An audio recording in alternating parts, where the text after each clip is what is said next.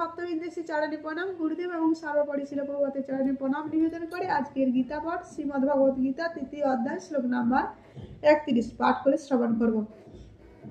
যে মে মতো মিদম নিত্যম অনুতিষ্ঠন্তি মানবা শ্রদ্ধাবান অনুসূয়ন্ত মুচ্যন্তে অপি কর্মভি।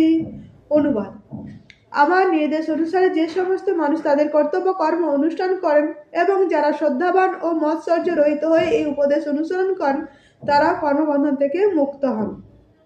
তো ভগবান বলছেন যে আমি কর্মযোগের কথা বললাম, তো এই নির্দেশ যিনি মেনে চলবেন তিনি শ্রদ্ধাবান ও মৎসর্য হয়ে কর্মবন্ধন থেকে মুক্ত হবেন।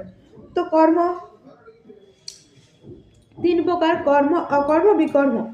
কর্ম যেটা সকাম কর্ম, স্বর্গগতি; বিকর্ম যেটা হচ্ছে পাপ কর্ম, বিপরীত কর্ম; আর অকর্ম যেটা হচ্ছে ভগবানের সেবা, ভগবত সেবা। তো সর্বক্ষণ যেন আমরা সেই যে কর্মই করি আমাদের কর্মকে ভগবত সেবায় যুক্ত করতে হবে। তাই ভগবান এখানে বলছেন যে শাস্ত্রীয় কর্ম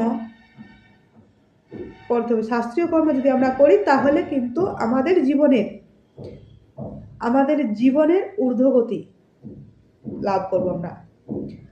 তো একটা কথা আছে না, ভাবিয়া কাজ করো, করিয়া ভাবিও না। তাই আমাদের জীবনে কর্ম করতে গেলে আমাদেরকে কিনা আধ্যাত্ম চেতনা যুক্ত হয়ে শাস্ত্রীয় নির্দেশ মেনে আমরা যদি কর্ম করি তাহলে আমাদের ঊর্ধ্বগতি আমরা লাভ করতে পারবো। তো আজ এই পর্যন্ত, পরবর্তী আলোচনা পরের শ্লোকে। হরে কৃষ্ণ।